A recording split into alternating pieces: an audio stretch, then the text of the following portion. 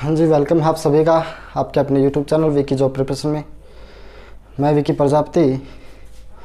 देखिएगा भाई, आज हम पढ़ेंगे हरियाणा की झीलें पार्ट 2। कल हमने पार्ट 1 पढ़ा और बहुत अच्छा रिस्पांस रहा भाई आपका। ठीक है, बहुत सारे स्टूडेंट्स ने मुझे व्हाट्सएप पे मैसेज किए, टेलीग्राम पे मैसेज किए कि आपकी क्लास अच्छी लगी और आप इसे कंटिन्यू रखना। तो इसलिए हम ये कंटिन्यू हरियाणा जीके की क्लास रखेंगे 8:30 बजे रात को।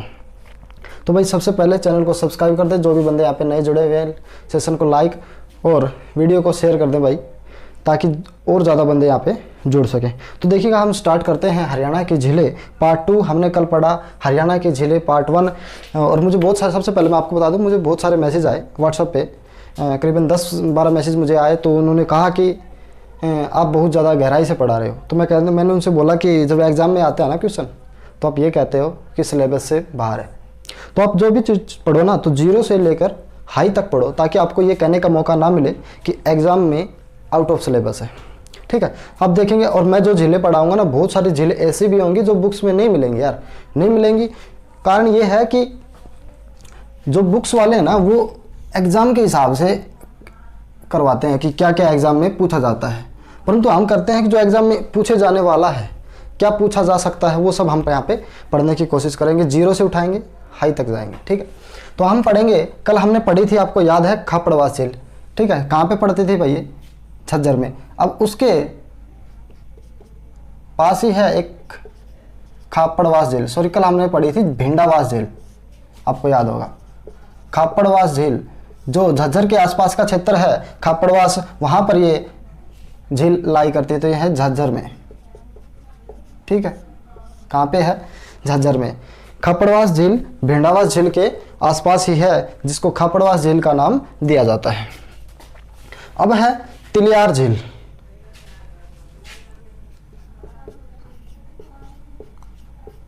ये इंपॉर्टेंट है भाई एग्जाम के पॉइंट ऑफ व्यू से। तिलियार झील जो कि रोहतक में पड़ती है। कहाँ पे? रोहतक में। और इसके पास ही मैं आपको बता दूं, एक गौकर्ण तालाब है। ठीक है, गौकर्ण तालाब है, जिसका निर्माण गौकर्ण ने करवाया था। ठीक है, गौकर्ण तालाब रोहतक में ही है, तिलियार झील के पास है। इसके बाद है, देखो इसको डिटेल में नहीं करवा रहा हूं क्योंकि एग्जाम में नहीं पूछा जाता इनके बारे में डिटेल में। जो डिटेल में पूछा जाएगा, मैंने कल भी बताया था आपको, मैं उन्हीं के बारे में डिटेल में पढ़ाऊंगा। तो अब है डाबर झील। ये भी इंपॉर्टेंट है भाई। डाबर झील मुरथल, ये कहां पड़ता है भाई? ये पड़ता है सोनीपत में। डाबर झील मुरथल सोनीपत में पड़ती है भाई ये। ठीक है, ये भी इंपॉर्टेंट है भाई। और आप जानते हैं मुरथल को ढाबों का शहर कहा जाता है। क्या कहा जाता है? मुरथल को ढाबों का शहर कहा जाता है। अब ढाबों का शहर इसलिए कहा जाता है क्योंकि इस मुरथल में बहुत प्रसिद्ध ढाबे हैं, इसलिए। और ये पड़ता है NH 44 पर। ठीक है, जो ये डाबर झील है ये NH 44 पर पड़ती है भाई। अब पढ़ेंगे हम हाली झील। देखो बड़ी आसान है, ज़्यादा मुश्किल नहीं है। अब ये तो नहीं है कि आप में से बहुत सारे ये कहेंगे कि सर ये याद नहीं होगा। देखो 4-5 बार जब आप इनको रिवाइज करोगे ना, तो याद हो जाएंगे। अब हम पढ़ेंगे हाली झील। ये झील भाई आपको कहीं पर भी बुक्स में नहीं मिलेगी। ठीक है, बुक्स में इसलिए नहीं मिलेगी क्योंकि ये झील अभी बन रही है, इस पे काम चल रहा है। ये जो हमारे उर्दू साहित्य के कवि थे अल्ताफ हुसैन हाली, उसके नाम पर यह झील बन रही है। और ये झील है पानीपत में भाई। कहाँ पे है? पानीपत में झील है। आप जानते हैं एक उर्दू कवि थे अल्ताफ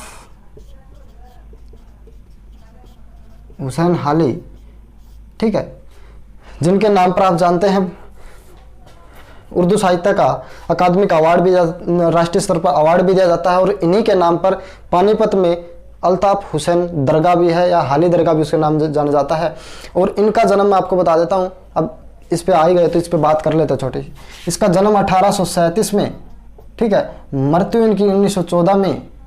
और अल्ताफ हुसैन अली को अंग्रेजों द्वारा, मैं आपको बता देता हूँ, 1904 में भाई, 1904 में शमसुल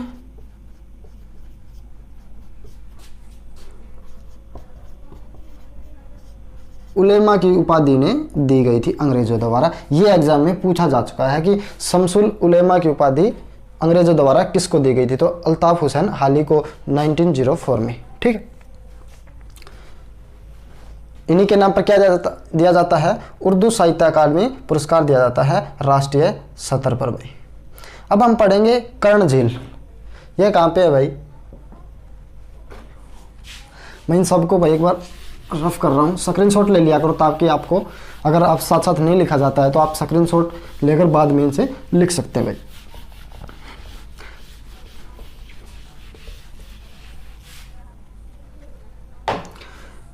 नेक्स्ट है कर्ण झील। ठीक है, ये है करनाल में। अब मैं आपको बता देता हूं कि जो कर्ण झील है इसका नाम कर्ण के नाम पर क्यों पड़ा। अब कर्ण कौन था आप जानते हैं, कर्ण माता कुंती के पुत्र थे जो सूर्य देवता से प्राप्त हुए थे। ठीक है ना भाई, जो कर्ण है ये एक दानवीर थे भाई, ये बहुत बड़े दानवीर कहलाए थे। बाद में कहते हैं कि ये कर्ण का जन्म माता कुंती को सूर्य देवता से प्राप्त हुआ था और समाज के डर से माता कुंती ने क्या किया था, इनको नदी में बहा दिया था। नदी में बहाने के बाद ये बाद में जब बड़े हुए इनकी जान बची और ये दानवीर के नाम से कहलाए। कहते हैं कि जब ये कर्ण, अभी इनका बात आती है कि दानवीर क्यों पड़ा। कहते हैं कि जब कर्ण अपने पिता सूर्य देवता की सुबह सुबह जब सूर्य निकलता है ना भाई, उस टाइम पे जब सूर्य देवता की ये पूजा करते थे, अपने पिता को नमस्कार करते थे, तो ये उस टाइम पे झील के पास, ठीक है, झील या तालाब के पास ये पूजा या नमस्कार करते थे और बाद में उसी झील का या उसी तालाब का नाम क्या कर दिया, कर्ण झील रख दिया गया था। कहते हैं कि जिस टाइम पे पूजा करते थे, जिस टाइम पे नमस्कार करते थे अपने पिता को, सूर्य देवता को, तो ये इतने मतलब मग्न हो जाते थे पूजा में कि इनसे कोई भी कुछ भी दान मांग सकता था, कुछ भी मांग सकता था ये, यहाँ तक कि अपनी जान भी देने को तैयार थे। तो कहते हैं कि इनके ही भाई अर्जुन ने इनसे अस्त्र शस्त्र जो भी ये पहने हुए थे, जेवर वगैरह, वो सब मांग लिए थे और इन्होंने उतार कर दे दिए थे। इतने दानवीर थे। बाद में इनका नाम दानवीर भी पड़ा भाई। ठीक है, तो याद समझ आया भाई कैसे कर्ण झील का नाम कर्ण के नाम पर पड़ा था भाई। और इस कर्ण झील को 1972 में पर्यटन स्थल का दर्जा मिला था भाई। कब मिला था, 1872 में पर्यटन स्थल का दर्जा कर्ण झील को मिला था। ठीक है, समझ आया, ज्यादा मुश्किल नहीं है भाई, इतना मुश्किल तो वैसे भी एग्जाम में देखो ज्यादा मुश्किल नहीं पूछा जाएगा। मैंने जो चीजें यहाँ पे रिलेट किया, जो भी यहाँ पे आता है उसके बारे में आपको डीपली पढ़ा रहा हूँ। इतना डीपली आपको कहीं नहीं मिलेगा, बुक्स में भी नहीं मिलेगा। कोई भी बुक उठा लेना, हरियाणा जीके या कोई भी वीडियो उठा लेना यार यूट्यूब पे, इतना गहराई से आपको कहीं पर नहीं मिलेगा जो इतनी झील मापी आपको पढ़ाने वाला हूँ। कल भी आपने पढ़ी, बहुत सारे मुझे कमेंट आए कि ये झील हमने पहली बार पढ़ी है, तो यहाँ पर जो भी पढ़ोगे पहली बार ही पढ़ोगे बहुत सारा। ठीक है, तो हम पढ़ेंगे ब्रह्म सरोवर, या उससे पहले पढ़ते हैं हम 2 झील और पढ़ते हैं। एक है बीबीपुर झील, ये इतनी इंपॉर्टेंट नहीं है, ये आपका कुरुक्षेत्र में। बीबीपुर जो गांव है ये पड़ता है जींद में, परंतु झील जो है वो कुरुक्षेत्र में है। अगला है सनहित,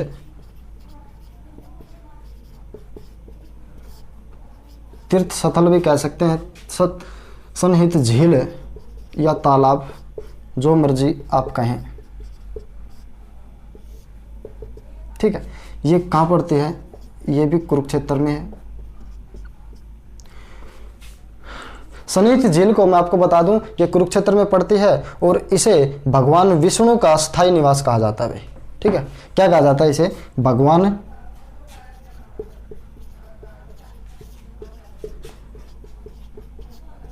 विष्णु का स्थायी निवास। सरस्वती नदियों के संगम से बना स्थल क्या कहलाता है? सन्निहित तीर्थ या सन्निहित झील का नाम इसे दिया गया था। यहाँ पर 7 सरस्वती नदियों का संगम था, इसलिए यहाँ पे इसे सन्निहित झील या सन्निहित तालाब इसे नाम दिया गया। अब हम पढ़ेंगे ब्रह्म सरोवर। क्या पढ़ेंगे भाई हम? ब्रह्म सरोवर।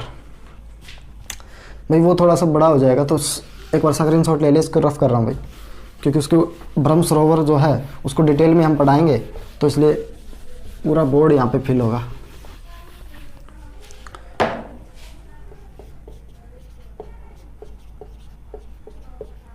ब्रह्म सरोवर झील, ठीक है। ब्रह्म सरोवर झील ये भी आपकी कहाँ पे है? कुरुक्षेत्र में है भाई।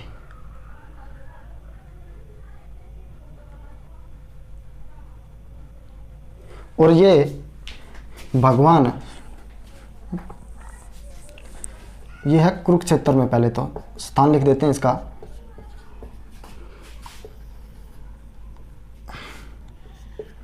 ये भगवान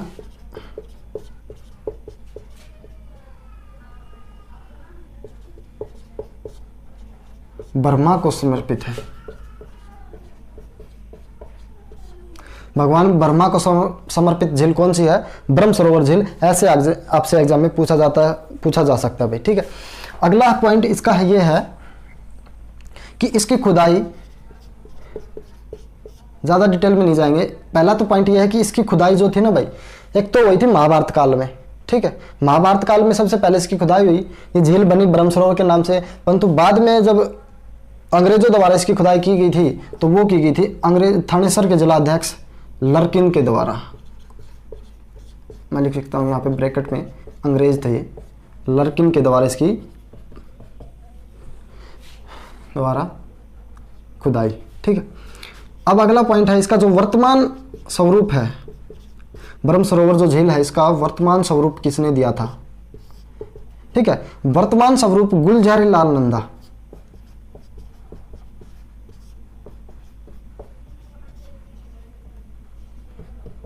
ठीक है, जो भारत के 2 बार प्रधानमंत्री भी रहे थे, कार्यवाहक 1964 और उसके बाद रहे थे शायद ये 1964, 2 साल बाद 1966, 1964 और 1966 में 2 बार प्रधानमंत्री रहे थे कार्यवाहक। परंतु भारत इस गुलजारी लाल नंदा का जो प्रधानमंत्री थे 2 बार भारत के, इनका हरियाणा के साथ भी बहुत ज़्यादा भाई लगाव रहा है। उसका कारण यह है कि ये कैथल से एमपी का चुनाव इन्होंने लड़ा और दोनों बार ये कैथल से जीते थे। और कैथल के पास आप जानते हैं क्या पड़ता है? कुरुक्षेत्र। और कुरुक्षेत्र में बहुत सारे तीर्थ स्थल हैं, ठीक है। और उन तीर्थ स्थलों की सुरक्षा, रक्षा और साफ सफाई करने के लिए इन्होंने क्या किया? एक कुरुक्षेत्र विकास बोर्ड का गठन करवाया भाई। यहाँ पे लिख सकता हूँ, कुरुक्षेत्र विकास बोर्ड का गठन करवाया, जो करवाया था 1968 में। 1968 में इन्होंने विकास बोर्ड का गठन करवाया। और मैं बता देता हूँ, जो ये विकास बोर्ड है, कुरुक्षेत्र विकास बोर्ड है, ये आज भी है। और इसके जो अध्यक्ष होते हैं इस बोर्ड के, वो होते हैं भाई गवर्नर यानी कि राज्यपाल। और उपाध्यक्ष होते हैं इसके सीएम, ठीक है।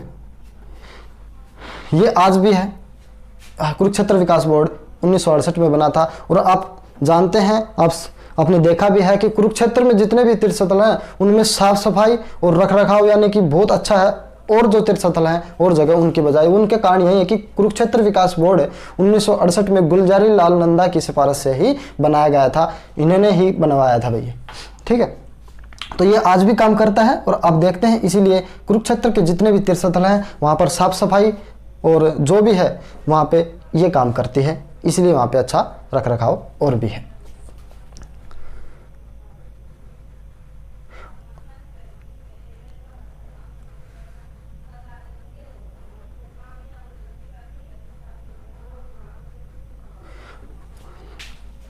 अब देखना, गुलजारी लाल नंदा ना, इनके नाम पर कुरुक्षेत्र में संग्रहालय भी है भाई। संग्रहालय है इन्हीं के नाम पर गुलजारी लाल नंदा संग्रहालय, ये कुरुक्षेत्र में है। ऐसा एग्जाम में आपसे पूछ सकता है। हरियाणा का एकमात्र व्यक्तिगत संग्रहालय कहाँ पे है? कुरुक्षेत्र में है भाई। तो कहाँ पे है गुलजारी लाल नंदा संग्रहालय? कुरुक्षेत्र में। ठीक है, हुआ याद यहाँ तक। और मैं आपको बता देता हूँ, इन्हीं सब चीजों के कारण कुरुक्षेत्र विकास बोर्ड का जब इन्होंने गठन किया तो इन्हीं के इस विकास के कारण या इस स्थापना के कारण इन्हें कुरुक्षेत्र का वास्तुकार भी कहा जाता है भाई। ठीक है, क्या कहा जाता है? कुरुक्षेत्र का वास्तुकार भी इन्हें कहा जाता है। अब हम आगे बढ़ते हैं भाई और झील करते हैं भाई। जल्दी से एक बार स्क्रीनशॉट ले लें, इसके बाद मैं आगे चलूँगा और जो भी झीलें बचे हैं 4-5 या जो भी आगे हैं उन झीलों को और हम अब कवर करने का काम करेंगे भाई। जल्दी से एक बार स्क्रीनशॉट लें।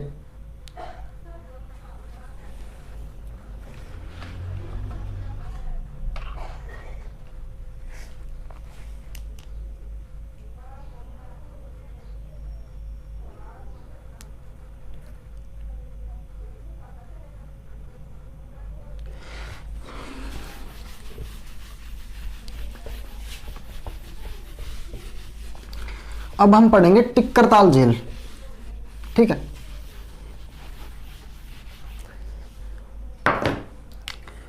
अगली झील का नाम है टिक्करताल झील,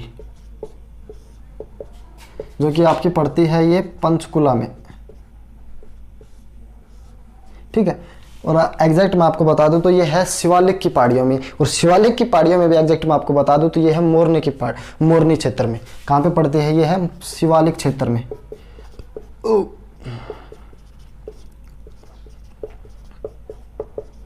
शिवालिक पहाड़ियों के मोरनी क्षेत्र में।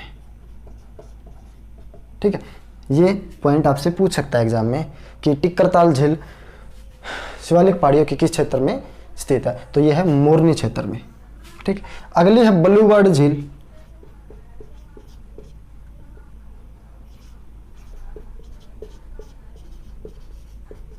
यह है हिसार में। ठीक है, हिसार में झील है बलूगढ़ झील। इसमें मैं आपको बता दूं ये एक मात्र ऐसी झील है हरियाणा की जहां पर कृत्रिम द्वीप बनाए जा रहे हैं। अब द्वीप क्या होते हैं ये मैंने कल आपको समझाया था। ऐसा स्थलीय क्षेत्र, ऐसा भूभाग क्षेत्र, ऐसा भूमि का क्षेत्र जिसके चारों ओर पानी, जो चारों ओर पानी से घिरा हुआ उस क्षेत्र को क्या कहते हैं? द्वीप कहते हैं। तो ये एक मात्र झील हरियाणा की है बलूगढ़ झील। एक है चक्रवर्ती झील।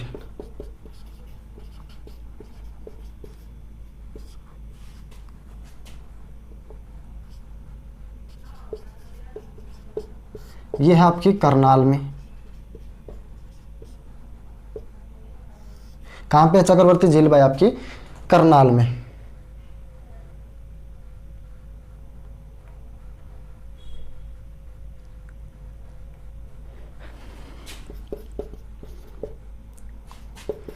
अब आती है बिदक्यार झील। ठीक है, ये आपकी पड़ती है कैथल में। और एक है होडल झील, सॉरी डबचिक झील। ये इंपॉर्टेंट है भाई।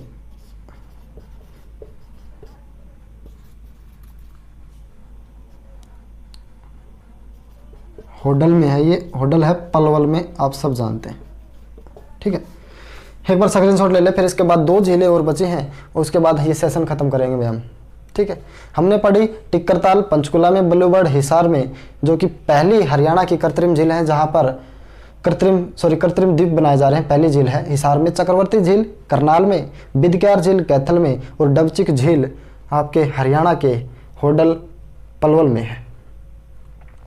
अब हम पढ़ेंगे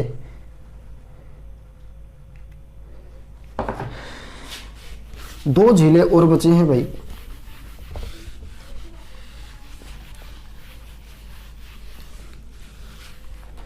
वो है चिल्ली झील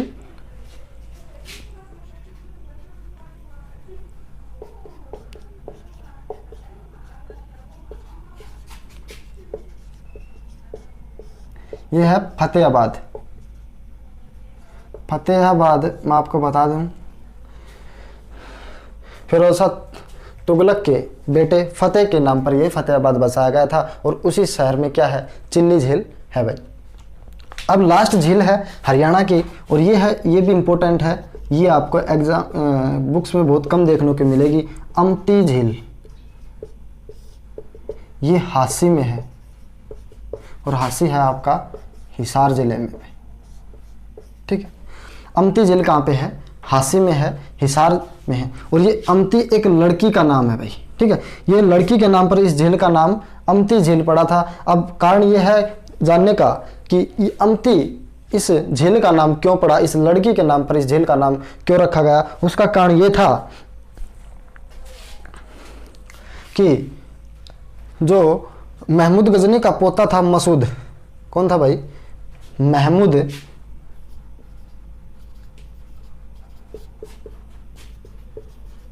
गजनी का पोता मसूद, ठीक है। महमूद गजनी का पोता मसूद 1037 में हांसी पे अटैक करने की सोचता है, और हांसी में जब अटैक करता है, आक्रमण करता है, तो उस समय अमती के पिता कुंवरपाल वहाँ से भाग जाते हैं और अमती वहीं पर रह जाती है। और अमती को मसूद वहाँ पर कैद करने की कोशिश करता है, कैद करना चाहता है, और इसकी भनक अमती को लग जाती है। और अमती मसूद की कैद से छूटने के लिए, मसूद की कैद में न आने के लिए क्या करती है, एक तालाब में छलांग लगाकर जान दे देती है भाई, ताकि मसूद की गिरफ्त में न आए हो, ठीक है। मसूद की गिरफ्त से बचने के लिए तालाब में छलांग लगाकर वो अपनी जान दे देती है। और अमती जब तालाब में छलांग लगाकर जान दे देती है, तो उस समय उसके बाद जो महमूद गजनी का पोता था मसूद, वह बहुत प्रसिद्धि प्राप्त करता है, ठीक है भाई। इसलिए इस झील का नाम अमती झील रख दिया जाता है बाद में, ठीक है। तो भाई ये थी आज की हमारी क्लास पार्ट 2 हरियाणा की झीलें। आज की जो क्लास हुई है और कल की क्लास हुई है, इसमें हमने हरियाणा की जो झीलें जितनी भी 0 से हाई तक हैं वो सब कवर कर ली हैं। अगली क्लास होगी आपकी हरियाणा के बांध, हरियाणा के बांध या डैम्स, ठीक है। एक ही क्लास में पूरे हो जाएंगे मेरे हिसाब से, तो अगर ज़्यादा नहीं हुए तो भाई हो जानी चाहिए, ठीक है। तो अगली क्लास जो होगी आपके हरियाणा के बांध, जिसमें हम करेंगे। तो भाई आज अगर आप चैनल पर नए हैं तो भाई सब्सक्राइब कर लें, वीडियो को लाइक और शेयर कर दें भाई। धन्यवाद।